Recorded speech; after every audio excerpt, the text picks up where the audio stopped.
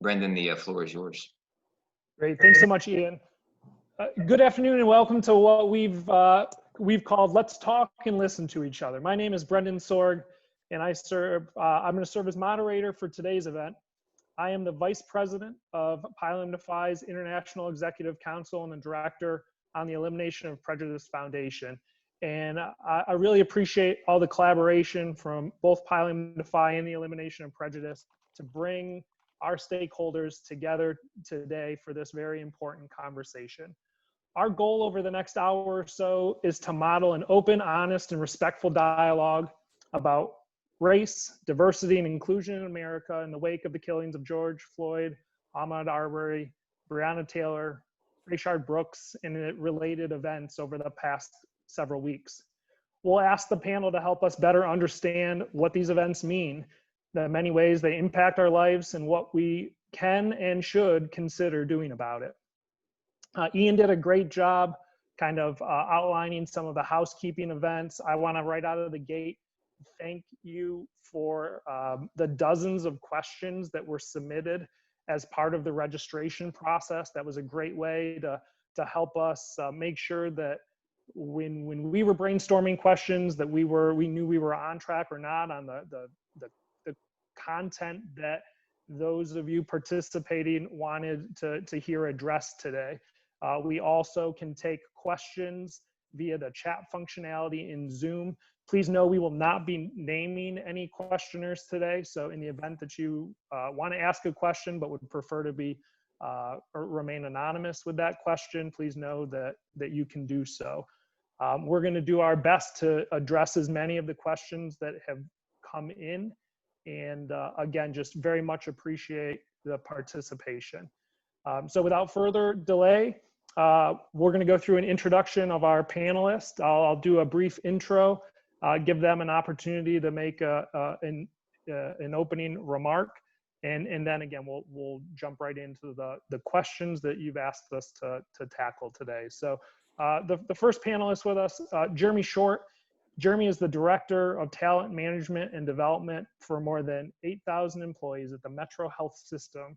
It's a public safety net hospital in Cleveland, Ohio. He also works as an adjunct professor teaching HR management at his alma mater, Baldwin Wallace University. Jeremy is currently the chair of the Elimination of Prejudice Foundation and recently served as president of the advisory board of the Cleveland Diversity Council and the Northeast Ohio Military Employers Consortium. So Jeremy, thanks for being with us today. Why was it important, why was participating in this event important enough for you to give us your time and expertise today? Well, thank you, and good afternoon, everybody. I think we've had a lot of conversation about this topic long before this conversation today, long before the events of the past month. We've had this conversation. I think ultimately, if we're going to do anything together, if we're going to build the networks we need to have in order to move forward together as a society, we got to start with having some conversation. We got to start with some open, honest, and I hate to say the word, but safe conversation that allows us to understand each other and understand what we don't know. And if you can't learn, if you can't you express, there are things that you don't know. There's things that I don't know. So I'm excited today to learn from Joe, to learn from Mauricio, and learn from the questions that the folks that are asking today, just to kind of help us move forward together. Thanks, Jeremy. Our next panelist is Mauricio Velasquez. He is the president of Diversity Training Group out of Virginia and the current vice chair of the Elimination of Prejudice Foundation. He's a graduate of UVA and Pilam's Omega Alpha chapter. Mauricio holds his MBA from George Washington University. An accomplished diversity and inclusion trainer and consultant, Mauricio's company is in its 25th year of operation. And Mauricio, I know you believe that right now we're in a great teaching moment, and you're really working hard with the students that you work with, your clients, to make sure that they don't miss this as an opportunity. What do you mean when you say that? Well, you know, And I also want to say to my Pineland brothers that I'm still House Corps Chair at UVA Omega Alpha now for 12 years. So I've kind of stayed in touch with the students, and I'm out and about in the corporate world. I have I guess I have to use examples. I have a client where the CEO says in an all hands meeting, I don't care about Black lives. Black lives don't matter to me. I'm all about running a business. I mean, it was a nuclear bomb went off because people, and then he was offended that some people came to him who he's like, Mauricio, I don't understand. They're not Black. Why are they offended? Emotionally illiterate, naive, unconscious bias. I wouldn't even give him the benefit of that doubt that he's unconscious, implicit. He's got to get a grip and understand the time we're in. So I think it is a teachable moment.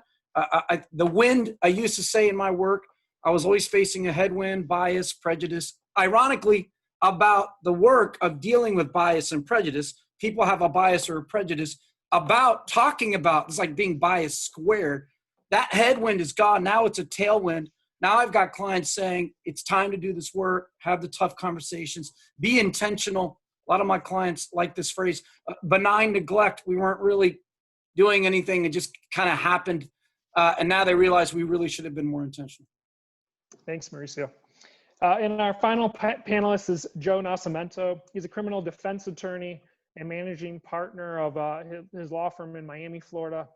He's a graduate of the University of Florida, holds his Juris Doctorate from the University of Miami, and is a member of Pilum Defy's International Executive Council. Joe has also served on the board of directors of the Greater Miami ACLU and was a member and chair of its legal panel. And Joe, I know you have a lot of practical experiences that I think are going to be beneficial for our audience today. Opening remarks from you. Well, first, it's just an honor to be here and be surrounded by Mauricio and Jeremy with the experience that they have in the corporate world and dealing with these issues. But I think that what we're seeing now is, I hate to use this phrase, but for someone who has devoted time to the local community organizations, it's an exciting time for some of our grassroots organizations because we are getting press and coverage about issues and starting conversations about issues that were not discussed before. And we're seeing that the Black Lives Matter movement is now expanding our view and expanding our comfort with having uncomfortable conversations about how these preconceived notions, prejudices affect all aspects of our lives. Not just how we interact with one another, but how our organizations interact with each other and with others, how our government treats us, and how our systems that we have in place, such as the criminal justice system, may have these biases woven within it. So we are exposing all of these issues and they're getting much more attention. So I think as an organization for Pilum Defy, this is the first step in the right direction for us to start having these uncomfortable conversations and really learning about how we can do more as a group to better those around us. Thank you. Thanks, Joe. We know from the registration process that we have brothers and Pilum Defy members that are undergraduate students on the call today, all the way to alumni brothers that are in their 90s. So we have a great range of experience, and we know that folks are looking at these topics from a lot of different angles. And so, Mauricio, maybe I'll start with you. You know, the reaction to the events of the last several weeks has been so emotional. Why do you think that the reaction has been so emotional? Why do you think the Black Lives Matter movement and language around Black Lives Matters elicits such an emotional response? And how do we start to harness that? Well, so history, heritage, pent up anger, rage, frustration. It's like think of a champagne bottle as being shook for 150 years and then it pops. I think the Black Lives Matter is a huge movement, but how people are reacting to it is giving it more energy. When a person of color says Black Lives Matter and then somebody the dominant in-group says, no, all lives matter, that's like throwing gasoline on the fire. And you won't see you'll see very few African-Americans say to another African-American, no, all lives matter. So in-group and out-group theory, the dominant group will say, what's this all about? I don't get it. The out-group will say, this is outrageous. And you don't see, when somebody in the in-group says to somebody in the out-group who just said Black Lives Matter, I don't know what you mean. I don't understand. I think you're blowing this out of proportion. I think you're making a mountain out of a molehill. They're only, inflating, angering, enraging the out-group. See, for many, many years, people said, oh, this racism thing is not bad. What are you talking about? Oh, with the election of President Obama, we now live in a post-racist society. You remember that? Total hogwash. And so what we realize now, because of social media and video, oh, wow, these things really have been happening all along. And I didn't know. Isn't it convenient to say, I didn't know? Or isn't it convenient to say, I don't understand? Or not me? Or I've never seen it. So I think all of those unintentionally play into adding fuel to the fire. Now, what's interesting about current events is it's not, Black Lives Matter is an umbrella for a lot of people, a lot of groups, a lot of white, brown, and Black. And so it's a more inclusive tent. So what I find fascinating is a person who's not African-American says, yeah, Black Lives Matter. And then somebody else says, why do you care? You're not Black. They don't get it. So there's a lot of naive, a lot of unintentional throwing more gasoline on the fire. That's the way I see it. Jeremy, what do you think?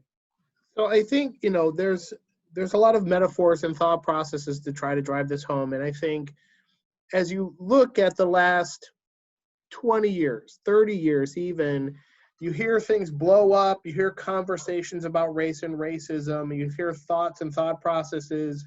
And I think there's a fatigue that happens for some people who don't experience it. Right. And the question is kind of like, are we still talking about this? Is this still a thing? Right? The metaphor that keeps playing in my head is somebody gets pushed off a boat and into the water, and now they're drowning. And there's a group of people who are holding them down. And there are a group of people who are not holding them down saying, is that still going on? Are you still drowning? I never caused somebody to go off a boat. I never caused somebody. And you're like, but I need air. And then when somebody says all lives matter, the feeling that people get is, well, yeah, everybody needs air. Yeah, but particularly I'm in the water right now. Particularly I'm drowning right now. I'll exacerbate this or elucidate this with a story that I've been telling recently. I just moved into a new house, which is why there's nothing on the walls. And I moved into a neighborhood with my brown children, and my son left the house to go for a walk in our first weekend here, and he had a hoodie on. And I made him go change because nobody knows us in this neighborhood. All they would see is a brown kid in a hoodie. And I said, you're not walking around this neighborhood that way. I live in a very nice suburban neighborhood and nobody knew us. That's the kind of thing that people think about when they think about this energy around Black Lives Matter. I think that there's also a conversation, and we can get into this later in the panel, that says, but that's not on me. I'm speaking as the white people, right? That's not on me. I didn't do that. That's not what I did. I didn't own slaves. Right. We'll get into that part of the conversation, but in terms of the BLM movement, that's what that energy is. If I can just piggyback off of what Jeremy just said, and something that Mauricio said as well, is where people would say, I didn't know this racism thing was still happening. And I think what we're seeing now in this movement is that's no longer a valid excuse. You can no longer say, I didn't know, I haven't experienced it, I don't know anybody who's racist, or I don't understand it. I think what we're seeing is a proper burden shift onto everybody to understand the plights of others, to understand the prejudices and racism that exist in our society, and to no longer just sit on the dock while somebody's drowning and say, well, I didn't push him in the water and I'm not holding him down, so my hands are clean. And that's no longer a valid excuse. So I think what we're hopefully going to talk about through this panel and think about as we move forward is, what can I do in my everyday life to help people understand, to help myself understand more, to help others understand more? And in Jeremy's example, when he had to go through that process with his son, it shouldn't be that he has to change his hoodie, right? It shouldn't have to change his clothes, but he's in a new neighborhood. And I think that he was prudent to do that. But the next step is, once he gets to know his neighbors, have a conversation with them. But hey, by the way, when I first moved in here, this is how I felt. I didn't know you, and I'm not projecting any racism on you, but this is what our society has created, this fear that I have from my child, where I can't let him walk down the street with a hoodie on because I'm afraid that I don't know who's around and there may be somebody who may think something of him that is not true. And to have those conversations more in our everyday life and not just when something happens. And I think that's where we need to get to. And I'm hoping that this movement pushes us more in that direction. And on a related note, one of our audience members asks, what does this moment of civil unrest mean for our relationship as citizens with each other and as citizens with our government? So Wow. if I may, I think that's three questions, but I'm just going to tackle one.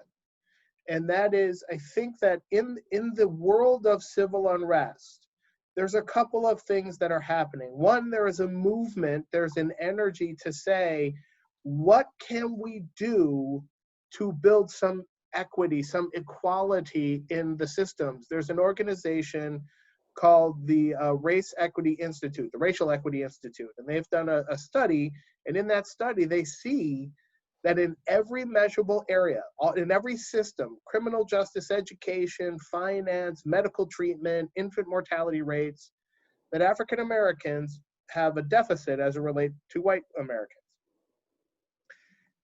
There's an energy to say, let's fix that, right?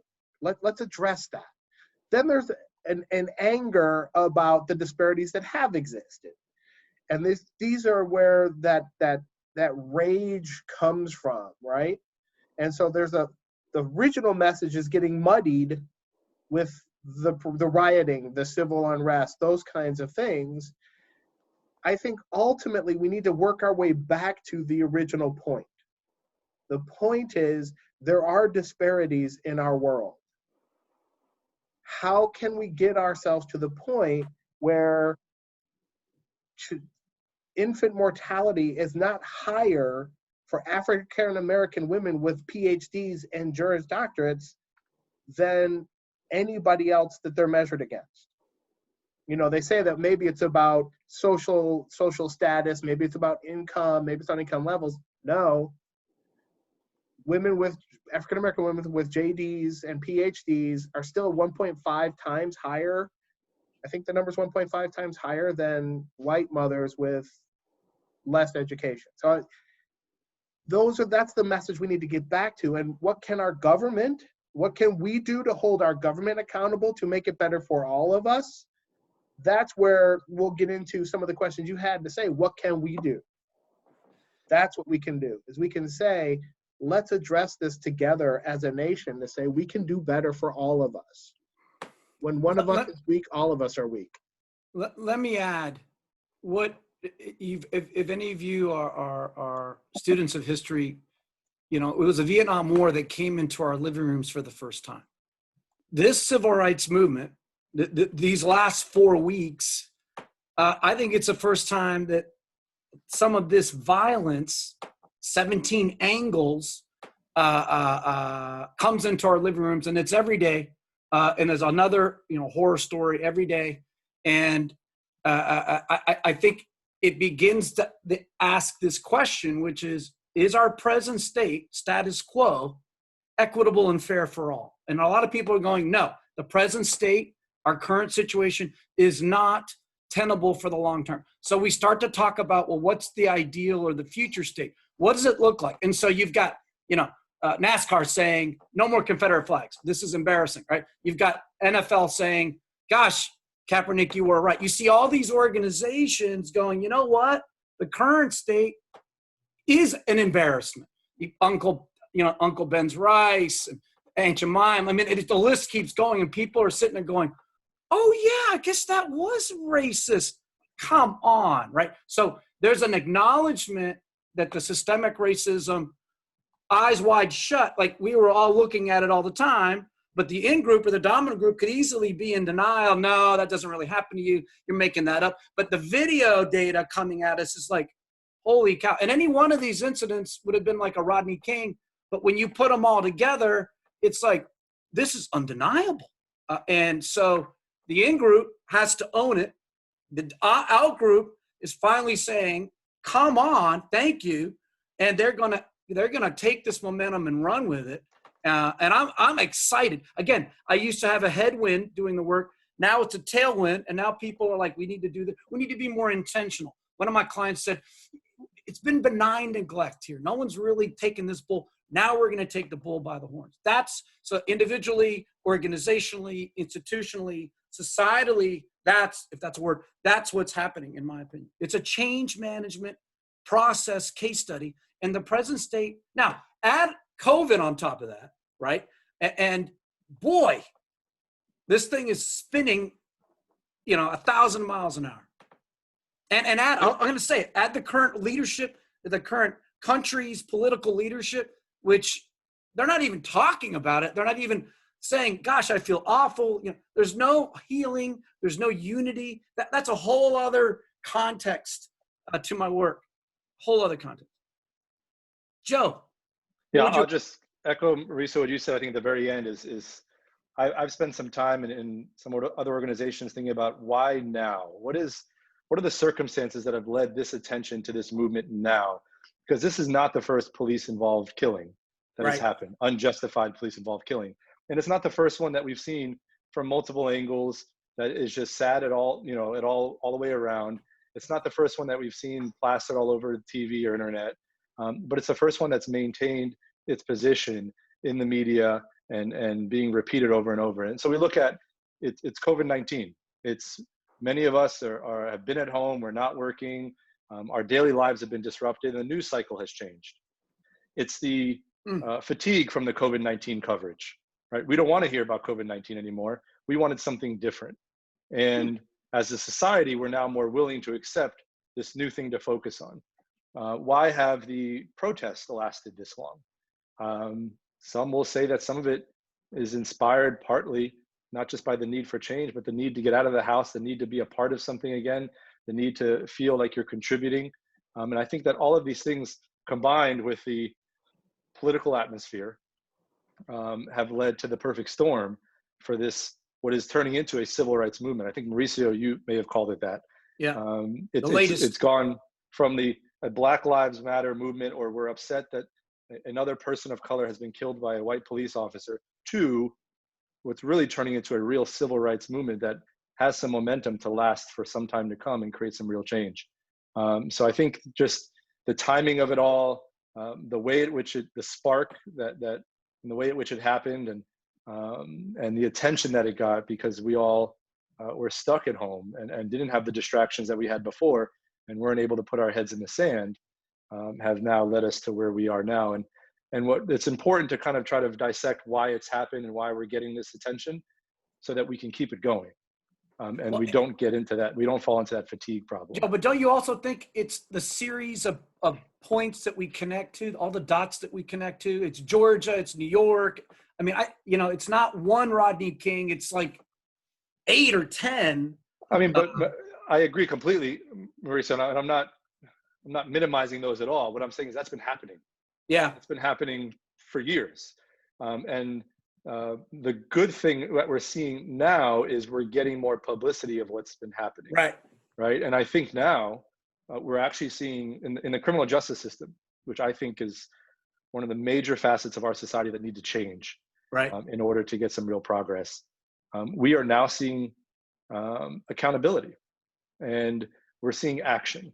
And I think that a lot of the things that have happened over the past 2 weeks, as far as accountability and action, wouldn't have happened a month and a half ago. And that's the momentum that we need. There are, and this is a whole nother discussion. As a criminal defense lawyer, putting that hat on, taking every other hat off, there could be some debate over whether it's proper to arrest and prosecute certain police officers that have been arrested and prosecuted over the past couple of weeks. But unfortunately, because our system and society has not given much attention to those issues at all over the past many years, that hardline approach needs to be taken in order to affect some change, right? So I do think there are a lot of different points, but I don't think anything has changed as far as the sparks that have been needed to start the movement. They've all been there. We're just now able to pay more attention to it. Yeah. And we're all watching the news more, and we get the buzz, and here's the latest. It's constant. I've never watched this much news in my life. So I'm agreeing. I totally agree. We're home. We have the time. I think that, Brendan, go ahead, because I think, now that we're at the back half of the hour, we've created some context for what is. Yeah. Maybe there's some context for what we do. Right.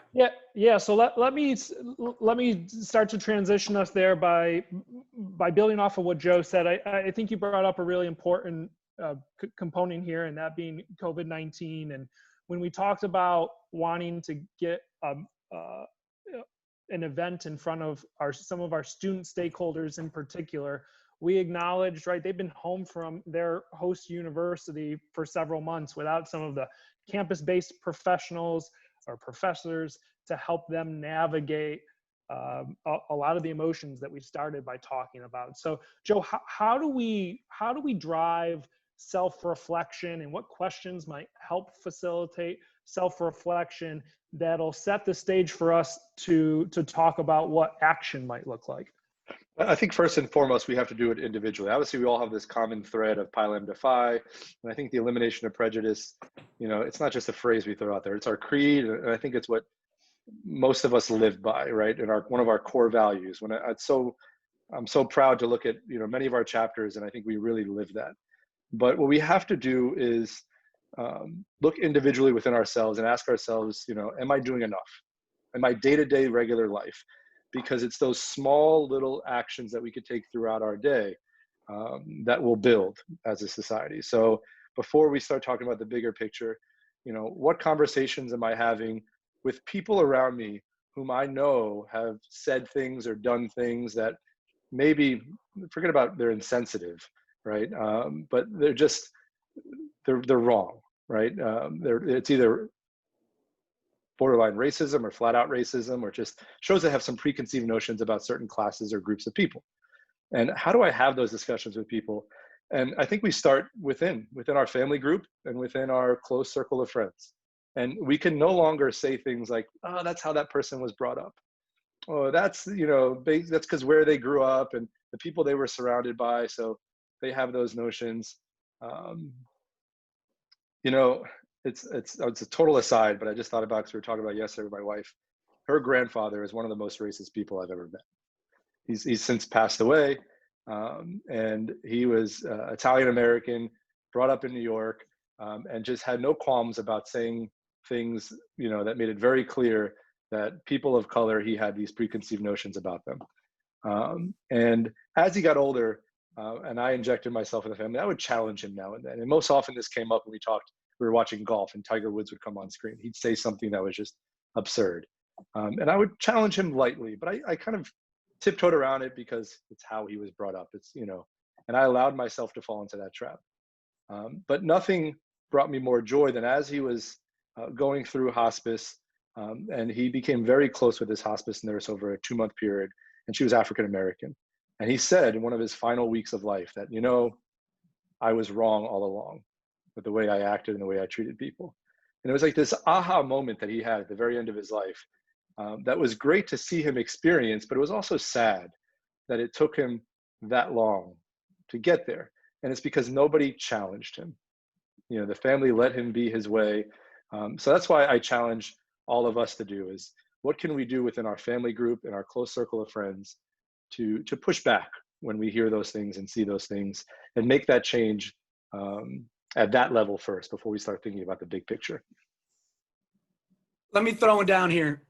I have a similar father-in-law. I've kicked him out of my house many times. I have a mother who's also somewhat of a difficult person. I've kicked her out of my house so many times. I've got friends that say horrible things, and I'll wait for everybody at the table. When they don't say something, I'll go, really? No one here is offended. Or I'll say, ouch, or wow, or come on, man. My wife will say, don't don't say anything. My wife's a conflict avoider sometimes. I'm a conflict confronter. I think we all have to be more comfortable being uncomfortable and challenge comments that in the past you silently kind of let go, and your silence was tacit support or agreement. And now you got to say, come on now. And I was always like that. So to me, I'm not out of my comfort zone. But I think, like my insurance agent was saying some horrible racist things on Facebook. I fired him and I moved all my insurance business to another person. You vote with your money. You vote with your dollars, so you can be a part of the change. You can be a part of the solution, or you can be a part of the problem. And I'm tired when somebody says on Facebook, "Oh, you must be a blank political party." I'm just like, that dichotomous thinking is wrong. We're all human beings. We're all in this together. I'm sorry you don't see humanity. Look at DACA decision today and yesterday with GLBTQ. People were shocked. I'm like, what are you talking about? Equal protection under the law. Yeah, but there's so many conservative. No. See, that's the mistake people are making, is they're caught up in this dichotomous thinking. Take those lenses off and just see a person, and you're going to go a long way. And hold people, call them out. My favorite is ouch. Like when it's silent, I'll go, really? No one else here found that offensive? Jeremy. So I think, like with most things, you start where you stand, right? You start with the world around you. And a lot of the questions that we got was, how do I learn more? How do I learn what to do? What do I learn to do? It's you start by investigating, you do the research. There's, a great article, 75 things white people can do for racial justice. There's, the video, A Class Divided, which was Jane Elliott's study with children, all white children, about building differences and awareness. It's a great, awesome. It's old, but she's been doing the work for 50 years. But I'm not a confrontational person. Like most of us, I'm not somebody who naturally does these things. And here's the commitment I've made. I'm not going to let it go. I'm not going to fight and destroy things, but I was at a function not that long ago, and kind of somebody who was talking over a crowd to my left threw out a word. Now, he wasn't calling me that word, but he just threw it out like he had comfort with it. And it was a holiday function, and there was a lot of people there I didn't know. And my reaction was, I'm going to remove myself from this situation. I don't need to be around this. I regret that decision because I had an opportunity there. I had an opportunity to say this far and no farther. This place. But you can circle back. You can't circle back? Right. No, because I won't be in that person's presence. There were a number of conversations that happened after that, but you can't circle back on that one because that person's never going to be in my presence again anyway. But you can say something. You can say something quietly. You can say something loudly, but you can't say nothing. We can't say nothing. I said nothing, and I'm directly affected by it. So collectively, what are some things we can do? First of all, we can learn what's happening. We can become educated. We can watch the Confederate States of America, if you've never seen it, and understand that the horrible, horrible ads that they have in this kind of mock documentary were actual products. They were real things that existed, and you take a step back and you're horrified because you realize how far this has come. I'll make one last point. We hear a lot about the last 400 years. There's a difference between something that happened 400 years ago and something that's been happening for the last 400 years. Yes.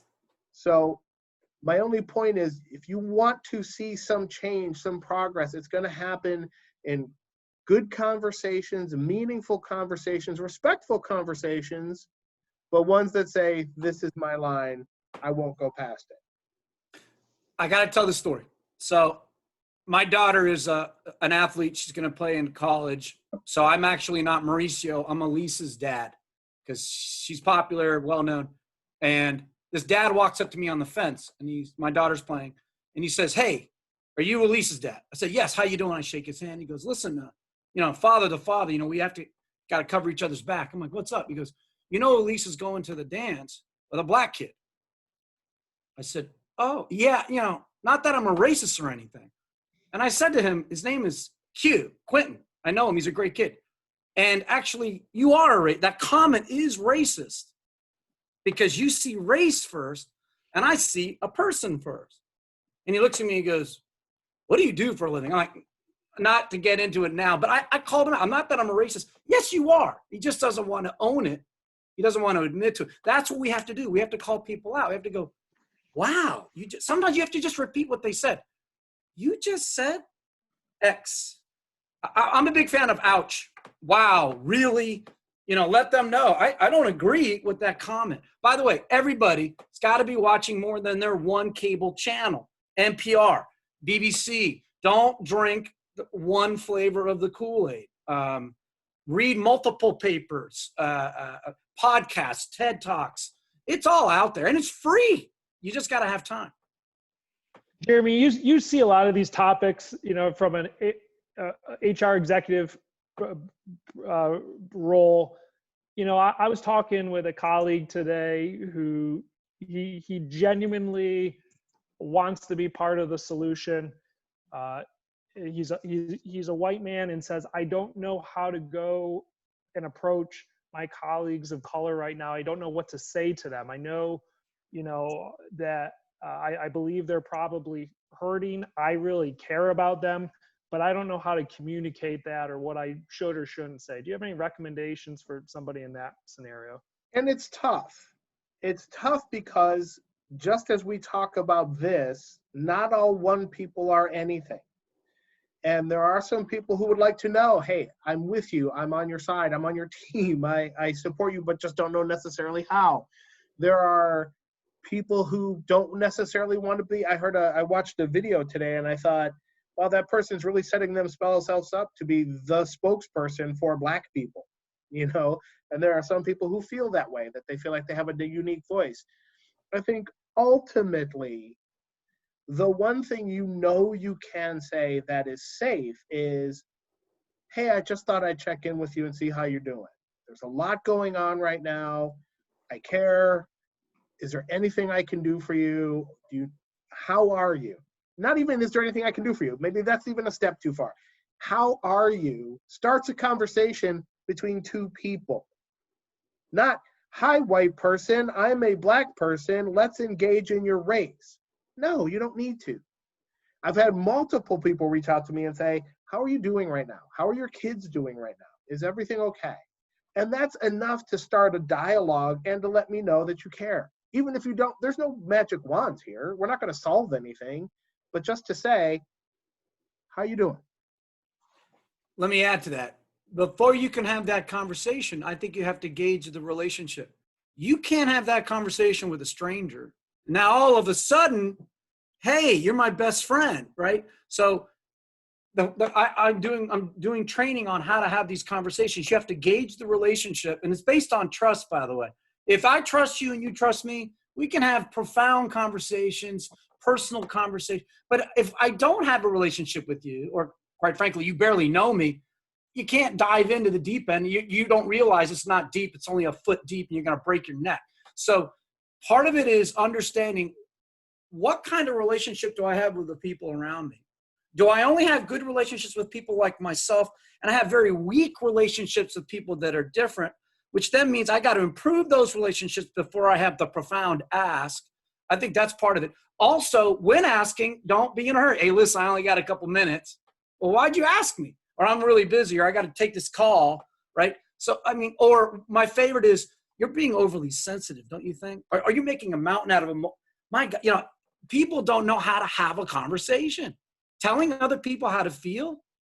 Hey, before you say anything, I'm not really a fan of, whoa, you don't even know what's going to come out of my mouth. So people are clumsy at best, and I would say reckless and disrespectful, unintentionally at worst. So gauge the relationship, what kind of relationships you have, and then you can have the profound with your closest friends. Mauricio, I want to just a little bit further on that. I know we have some recent graduates on the the call today, and they're getting ready to transition into new environments, whether they be grad school or work environments. And you spend a lot of time helping people understand in professional environments what's okay to say, what's okay not to. When you're doing your trainings right now, and again, with the backdrop of, we know we have some student stakeholders that are getting ready for big transitions. What would you say to them on that topic? Well, the newest generation is the most, I would say, emotionally literate, diversity and inclusion competent.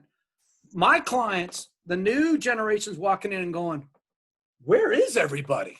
Right? They're like, to the new generation, if the organization's homogenous, it's not hip, it's not cool, it's not healthy, it's not a place where I want to be. So the new generation is dry. It's the tail wagging the dog. They're going, where is everybody? Why don't we look like the communities we serve, the customers we serve? How can we be? I had a CEO call me. He says, look, we're an all-white organization. I said, okay. I had to fire a well-known racist inside the company. I said, okay, Mauricio, our customers are very diverse. We don't have people, we aren't hiring people that look like our customers. Our customer service issues are going up because we don't, Mauricio, help us. I want to be intentional. In the past, it was benign neglect. That guy gets it. And he says, and the new hires are coming in and going, how is this place so homogenous in such a diverse setting? So to the new folks coming out, stick to your guns, ask the tough questions. Where is everybody? And by the way, if you're comfortable with homogeneity and everybody being exactly looking like you, you'll never see that. But if you're like, where is everybody? Because if you were a Pine Land and you lived the creed, I mean, our fraternity was very diverse. And we were the pariah because all the other fraternities were very homogenous. So it's be yourself, ask the questions. You'll be the change agents that we need. This whole new civil rights movement, it's the youth that are out there walking side by side. I got my wife's best friend, her daughter. She's been marching for 24 straight days, every night. It's phenomenal. Sorry, and Brendan, I'm sure you have a question for Joe. We haven't let Joe talk much. But I'm done. I just want to say one more thing. Understand how much power you have as an employee. You have a lot of power. You have a lot of power to ask the question. You have a lot of power to drive the conversation. And don't be thrown off by the power dynamics that seem to exist between a boss and an employee.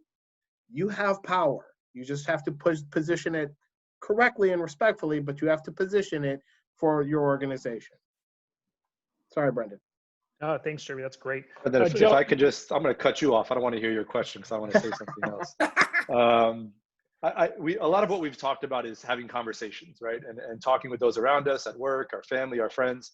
And we've already recognized, some of us, that there are those who are just not comfortable having conversations. Like, we are introverted people, and it takes a lot for us to do that. So what resources, in the real world, can we go to have these tough conversations and guide us? There's a website, lettersforblacklives.com. I think it's a bunch of crowdsourced material. It started with just a basic letter, which is an outline of how to have a conversation with a family member or a friend about these topics, about the Black Lives Matter movement and these issues. And then there's a follow-up conversation guide, which is very extensive, and it kind of just gives you ideas and topics of conversation, ways to have these conversations with people. So if we don't feel like we have the tools to just sit down with our coworker and have this conversation, even if we have the relationship there to have it, we just don't have the words, there are resources out there online that we can go to that'll help guide us. So it's the conversations, but then, some of us, it's still, we're just not there yet. And it may take us time, but we want to express to our coworker or our friend that we support them and we're here and it's a safe space. So how do we do that? We saw social media is where we see a lot of this movement happening. And then there's this concept that if you don't say something supporting the Black Lives Matter movement and you're staying silent, that it's a negative. And people were getting upset. Like, I shouldn't have to post my belief out there that I support the Black Lives Matter movement. I shouldn't have to post a black square on my Instagram on this particular day to express to others. But what we're missing when we take that position is the power of just one simple post, of reposting an article, of posting the black square.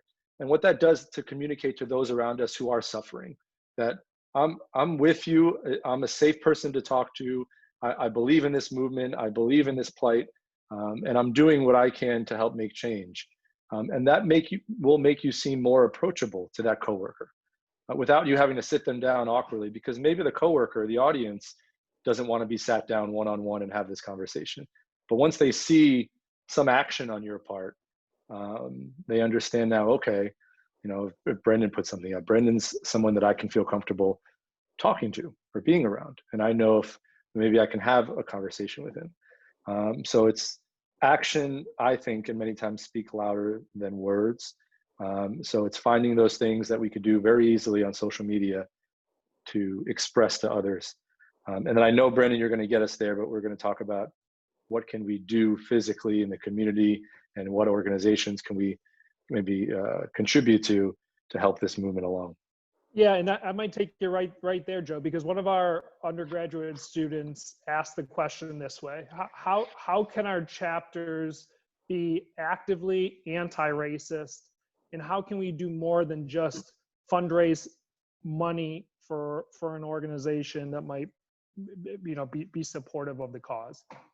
So I'll just, on a more basic level, just for the undergraduate brothers who are listening, and the alumni advisors and other of us who deal with the undergraduates, let's think about how we raise that money for the philanthropy. You know, many of us have, or our chapters have, either once a semester or once a year, we have a philanthropy that we have an event, we raise money and we send it off to the Elimination of Prejudice Foundation, or we do something with that money. It's just interesting that now we could take some time and spend and look at, how did we raise that money? Did we have a function at a bar where we had a line dance competition amongst just the other sororities on campus teaming up, and we all had a couple of drinks and had fun, and as a byproduct, we raised money? And then we've checked off that box that we've contributed to the Elimination of Prejudice Foundation. Or were we more conscious with our event?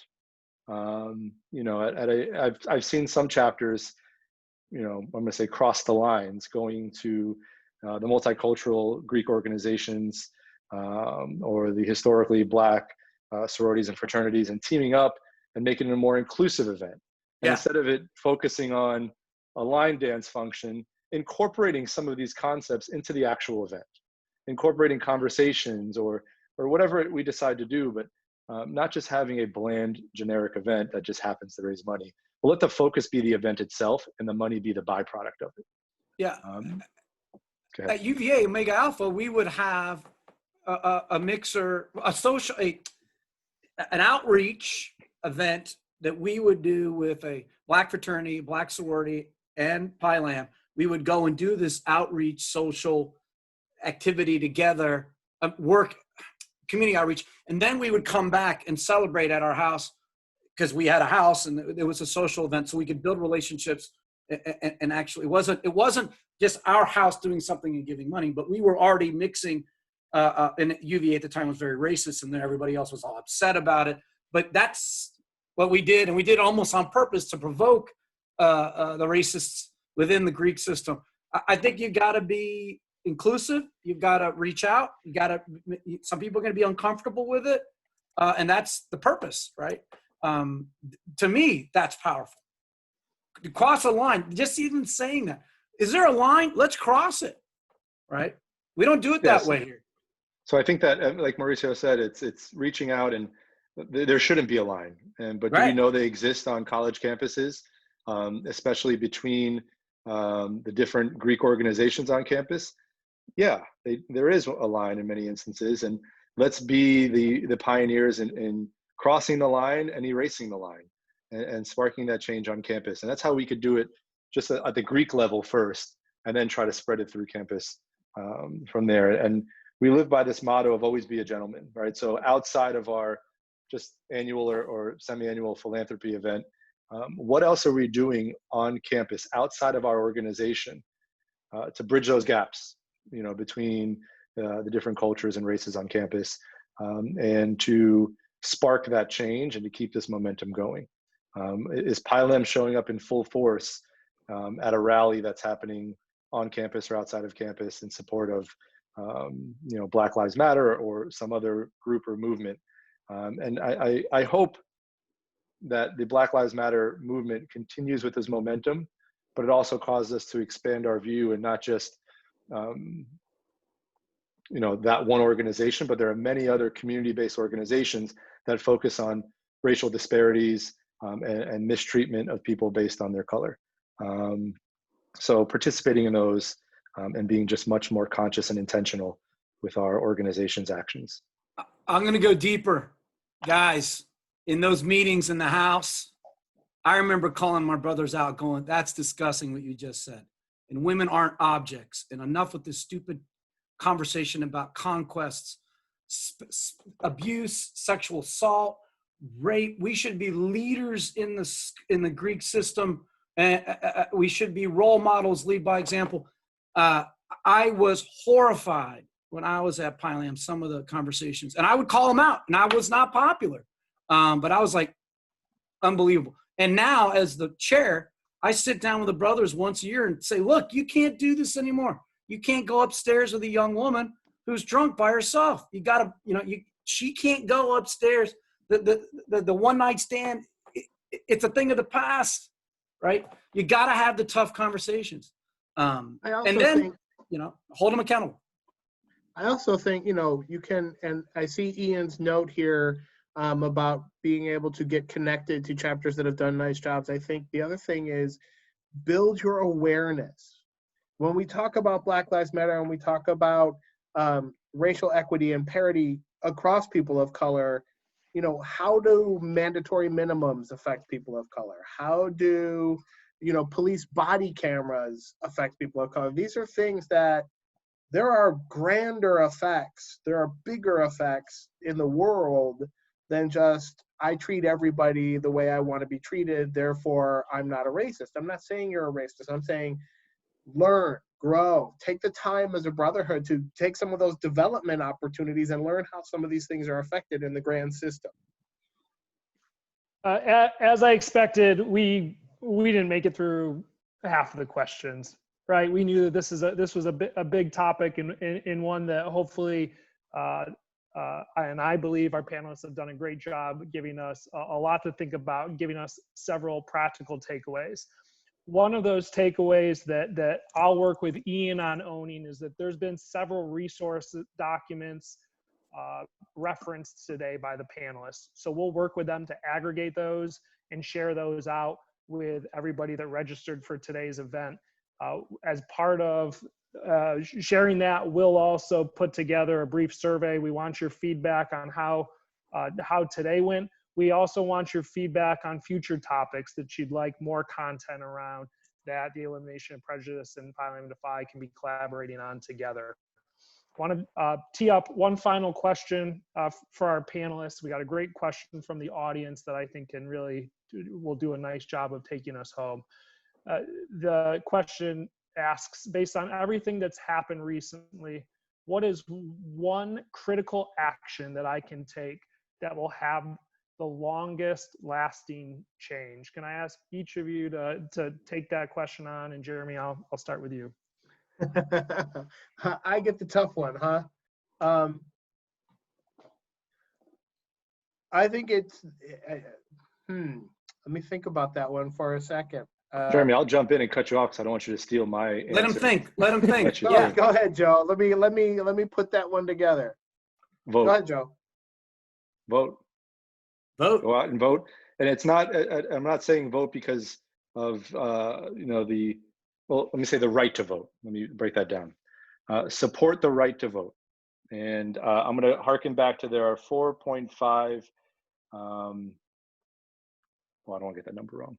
There's a ridiculous number of American citizens who cannot vote because they have a felony conviction. So support the right to vote, support access to the polls, go out and vote, because the ultimate macro change that we need to make is governmental. And it's, I think we're going to do a great job as a movement, as a grassroots movement from the ground up. But at the end of the day, if we're not making changes and not holding our government accountable, regardless of the party, I think the Democratic Party has failed as much as the Republican Party. So I don't think we can point the finger at one or the other, but we have to hold our government officials accountable and cause them to take action. Because if this all fizzles out at the top level and there's no action taken, when it comes to the appointment of our judges, when it comes to minimum mandatory laws, when it comes to the completely revamping our criminal justice system, when it comes to how we spend our money in the communities, it all has to happen at the top level, which is our government, local, state, and national. So go out and vote and support the right to vote and support access to the polls. For me, biggest thing I did was I kicked my father-in-law out when he was being a racist and trying to model the behavior for my children. I kicked him out several times. And my mother, when she disrespected my wife, because my wife is not Latina, I kicked her out. Send a message to my wife, you're more important to me than my mom's hate for you. Send a message to my kids, you will not hear this garbage from your grandfather just because he's your grandfather. So I think you draw the line at home. And by the way, these had impacts of years and years and years of I'll call it protection, if you will. So I think it's personal and it's organizational. I fire people whose values are horrible, like my insurance agent. I couldn't believe what he was posting. He was shocked, by the way. He'd been my agent for 15 years. He was shocked I fired him. Mauricio, Best thing I ever did. Mauricio, I love what you write, and one of the biggest takeaways that I've had of your writings is you say what you permit, you promote, what you allow, you encourage, and what you condone, you own. Yeah. And I think everything you shared today reinforces that. You rock, You know, the last thought that I would throw out, because I know I was supposed to be first, but then I let Joe have the ball, is in addition to what Joe said about holding people accountable at the top level, hold them accountable locally. Your city council, your state government, but irrespective of government, because you need to hold them accountable. You need to drive, because they want your vote one way or the other. You can also vote with your dollars. If you see organizations that have CEOs who are spewing hate and vile stuff, and they're out there, CrossFit.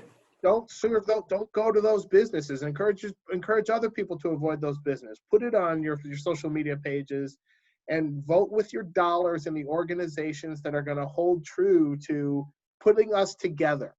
I almost said hold true to our values, but I don't want to get confused about what that may mean. I want to say things that are going to bring us together. The organizations, the companies, the churches, every organization that is about healing and joining and growing, vote with your dollars. Walk away from those places that aren't going to take us where we want to go. The important part of holding our state and local government accountable, huge. Voting with your dollars, also huge. I just want to jump on because Mauricio threw that out there, and I don't think he knows that I'm the owner of a CrossFit gym. No way. Yeah. Oh, my brother's a huge fan, and I asked him what happened. He says he destroyed himself. So I think that's a great example to echo on what Jeremy just said. Voting with your dollars and holding the organizations that you do business with accountable. The CEO of CrossFit made a horrible remark via social media, also in some conference calls that he had, closed conference calls. Series. Correct. It was a series of events that most people didn't know about. It was just one that was made public. And once it all hit the public eye, that business was turned upside down, where the man who owns 100% of this company and who started it and grew it into what I think is an amazing organization, because it has very low barriers of entry and allows people of all socioeconomic statuses to start a business. If you have $3,000 in a weekend, you could be a CrossFit gym owner. Turned it upside down, where he no longer has control of the company. He had to and step aside as CEO. And that He's happened. Still owner, though. He's still rapidly. owner. Correct. Yeah. You know, a lot has to happen for that to change, but the change happened rapidly because people spoke up. People spoke up, and they voted with their dollars by saying, such as myself, I'm no longer going to pay this organization a penny because I don't believe in what they stand for. And I Reebok don't condone. fired him, right? Yeah. So we take that action on the on the businesses we deal with, like Jeremy said, and we hold our government officials accountable with our votes, and we continue in our day-to-day lives, on our daily interactions with people, holding each other accountable, and this momentum will continue, and we will see change. We cannot let fatigue set in, and we cannot let the news cycle kick back in once things start reopening and life gets back to whatever normal was as far as our work life and everything else, distract us from the progress we've made thus far. Brendan. Panelists, you guys were phenomenal. Jeremy, Mauricio, Joe, thank you so much. We had over 100 people register for today. It appears that we've got between 75 and 80 that actually participated. So that's a great number. I think this is a great start. Again, it's just that it's a start. We want to keep the conversation going. We have a lot of stakeholders that are committed to being part of the solution, and we look forward to working with the audience members today in the several capacities that they serve, Pylon Defy, as a student, as an advisor, as a continued alum that volunteers time and resources. Also want you to know that there's opportunities to serve as a volunteer with the Elimination of Prejudice Foundation, and we greatly appreciate your collaboration as well.